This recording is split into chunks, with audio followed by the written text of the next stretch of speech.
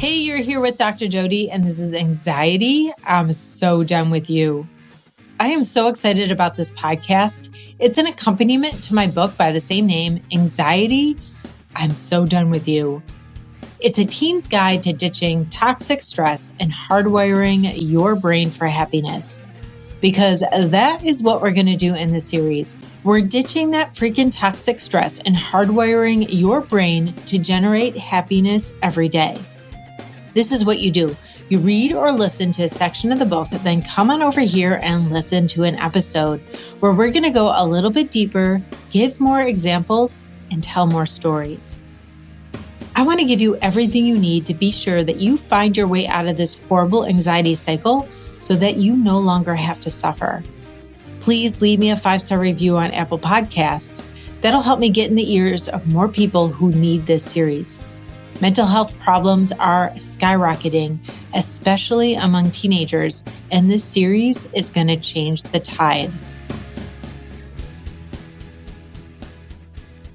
Hey, it's Jodi here. This is Chapter 1, Section 1, The Hyper Monkey Mind. Grab your notebook and pen because I'm about to download some details about that hyper monkey that is wreaking havoc on your life. In this episode, we're going to cover the huge capacity of the human mind. I'm going to tell you what a monkey mind is. I'm going to explain how and why the monkey mind intensifies, magnifies, and worsens your problems. We'll go over how to change negative thinking and how to stop overthinking everything. I've also made some YouTube videos on this section, so you could head on over to my YouTube channel at Dr. Jodi and check those out too. I go live every Monday at 11 a.m. Eastern, New York City time. So if you have questions for me, that is the place to be. Of course, each podcast episode has a blog post where you could leave a comment, as well as you could comment on any one of my social media posts. The link to all of them are in the show notes. We're just getting started on Chapter 1 here. Chapter 1 correlates with Step 1. Understand it biologically. And I'm not going to just do that. In this chapter, I'm going to help you understand it culturally, emotionally, contextually, in addition to biologically. The title of this chapter is It's Not Me, It's You. Because when we have problems, we are so focused on what we're doing wrong that's caused those problems. And this focus on deconstructing yourself, that means tearing yourself down, keeps you from deconstructing anxiety. You focusing on yourself is exactly what the anxiety wants to happen because that's how it gets power over you. If you don't understand anxiety or depression, it stays in power. You'll notice that I'm personifying anxiety because that is how I think about it. It's not you. It's not even a part of you. It's something that affects you. When you think about it this way, it's going to help you get rid of it. You can't get rid of something that's you, right? Well, anxiety is not you, and you can get rid of it. The goal of this chapter is to demystify anxiety for you, because that disempowers it, giving the power over yourself and your emotions back to you. That's how I'm different from other people helping you out with anxiety. You may have learned skills to calm yourself down or reframe a situation, but my steps help you take down anxiety's power so those skills work. The first thing I want you to know is that the human mind has a huge capacity for thinking. It can think of 12,000 to 60,000 thoughts a day. And in modern times, we really don't have that many important things to think about. We don't have to find food or build a house or protect ourselves like our first ancestors did. Our brain evolved for millions of years before we had construction companies and grocery stores. Right now in our life, we have less things to talk about, and so there's a huge gap. We have this huge capacity and not much to think about. The human mind wants to fill that gap, and it does it by making things up. And the bigger problem is that 80% of the made-up thoughts are negative. The good thing is, this means that you are not crazy. Your experience of negative thinking is part of being human in this modern world. So let's talk about the monkey mind. The metaphor of the monkey mind is attributed to the Buddha. The Buddha used it to describe mind chatter. Just like a monkey swings, grabbing one branch to another, our mind swings, like we're grabbing one thought, going from one negative thought to another negative thought, increasing our emotional chaos. And the hyper energy of the monkey lends to the metaphor. It gives you the sense of that urgency to grab one and another and another. It's important to note that the monkey mind in this metaphor is not your feelings of sad or angry or scared, but it's the thoughts and stories that are us trying to make meanings around the sad and the scared and the angry. And it's the thoughts and stories that are us trying to make meanings around the thoughts about being sad and scared and angry. It looks like this. You have a feeling. Let's pretend it's sad. Right away, you think, why do I feel this bad? What's wrong with me? Why can't I do this? How long am I going to feel like this? How come I always feel bad? I'm totally overreacting here. Another metaphor often used is the rabbit hole. The rabbit hole means you get lost in this underground maze, going from one spinning negative story to another spinning negative story. The monkey mind intensifies your problems. The way I explain the monkey mind comes with a visual. If you are listening to the audiobook, you know that you could come on over to the book resource page and download that visual on PDF called Globs of Self-Judgment. You could get it at jodiamonn.com/resources. So take a look at this, or let me paint a picture in your mind. So imagine heartbroken as a circle that represents so many units of emotional pain. You don't just have the feeling of heartbroken, because right away your mind says, why does everyone leave me? How did I mess this up? Am I overreacting? I'm not good enough for someone to stay with me. Those are the negative self-judgments that come right away when you have a negative feeling, because we're uncomfortable and we think, oh no, this is not okay. Our monkey mind is trying to protect us, so it's trying to figure out what went wrong.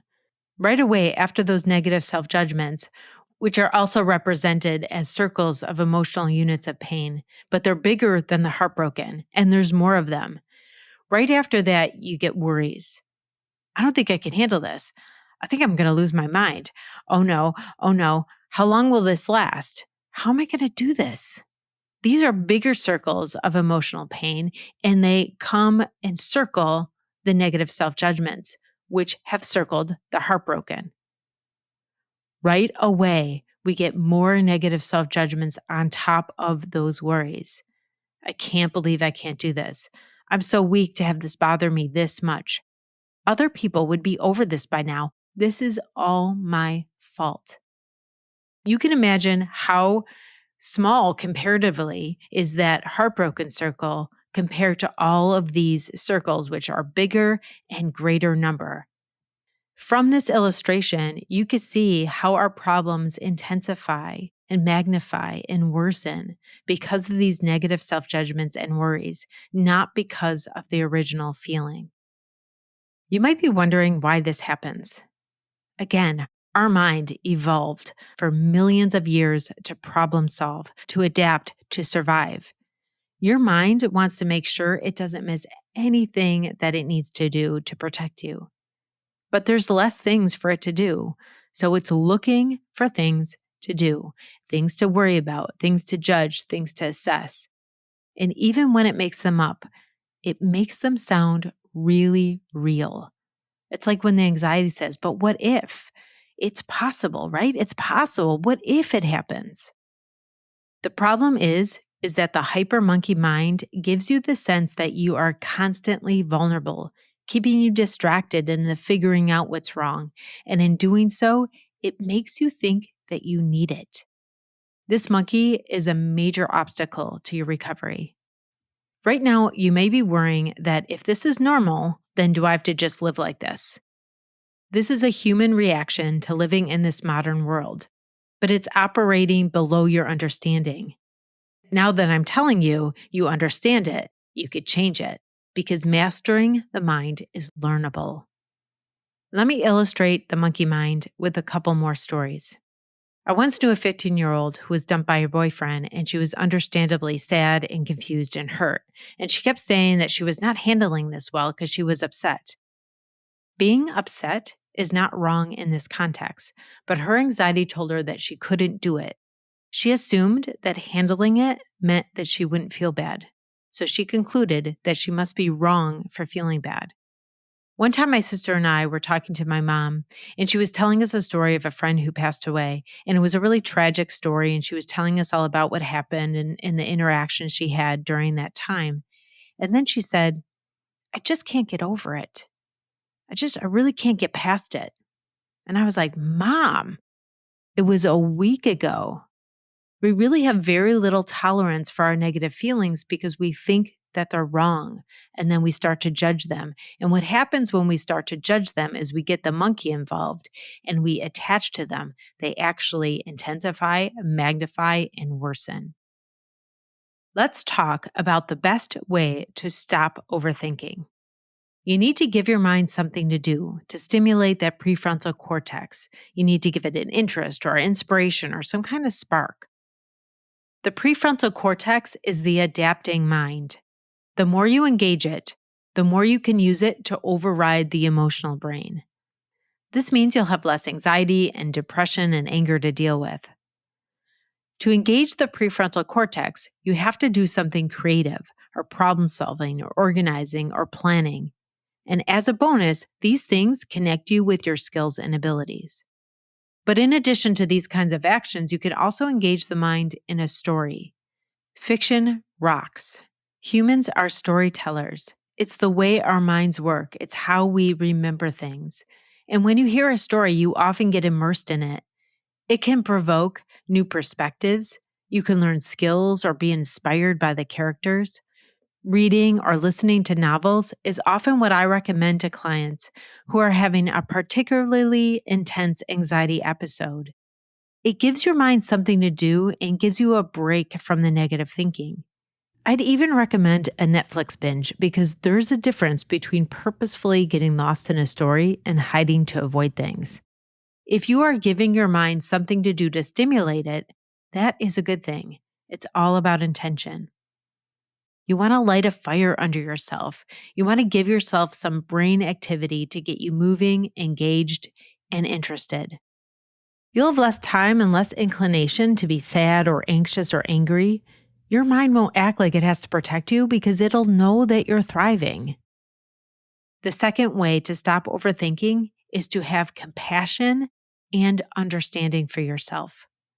When you are feeling bad and then judge it, then worry about it, those negative self-judgments and worry make you attach to that emotion more fully. Check out these two examples. Wow, that hurt. Oh, I totally get it. I totally understand why I feel that way. And then this one.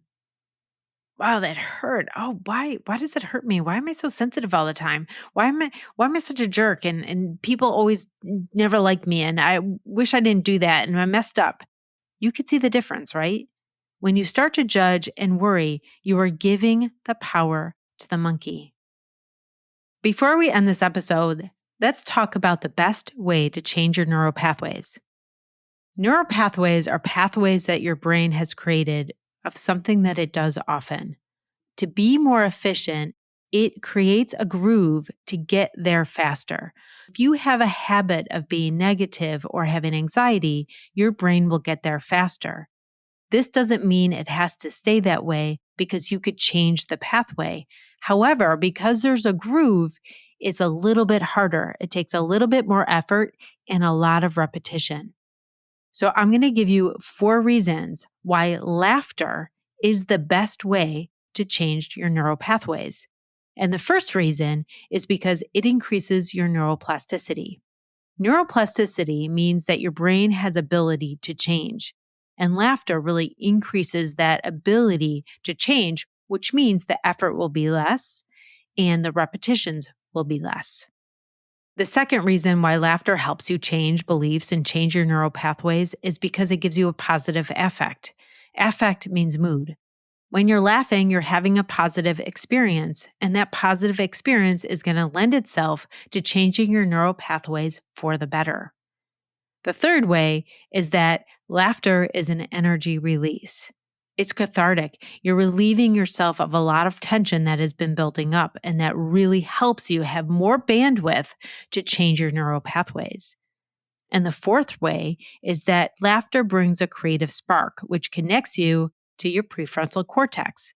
Usually you're laughing at something clever like a pun or a play on words, or there's some connection or reference to an inside joke that taps into your intelligence, which lights up the prefrontal cortex. And in general, we really have to lighten up because our problems, our anxiety, our depression are very serious dudes. And that seriousness really calls our attention. It's like, you got to pay attention to me. And giving attention to the anxiety is exactly what anxiety wants you to do, and exactly what you don't want to do.